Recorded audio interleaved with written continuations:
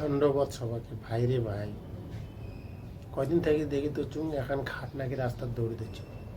একদম আজব কাহিনী যে একদম হইচই পড়ে গেছে।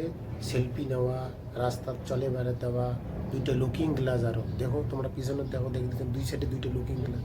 খাটো দেখো না কম, একদম গতি বিছিয়া, পান্না ঠান্ডা বিছিয়া, একদম সেই নাকি ওটা নাকি প্রেমিকও উপহার দেওয়ার জন্য, প্রেমিকের মন রাখার জন্য বানাইছে। আরে ভাই ঠিক আছে, বানাচ্ছে ভালো কথা, পুলিশও সেলফি নিয়েছে, কিন্তু পুলিশের কি চোখে পড়ে না? গাড়ির ভিতরে সিট বেল্ট না পড়া পুলিশ নজর দিয়ে দেয়, আর হেলমেট না পরলে দূর থেকে পুলিশ ধরি ফেলায়, বুঝি ফেলায় যে এ হেলমেট পরে নাই, লাইসেন্স নাই। আর গাড়ি দৌড়িতে হচ্ছে রোডত খাট, সেটা কি বৈধ? নিশ্চয় অবৈধ।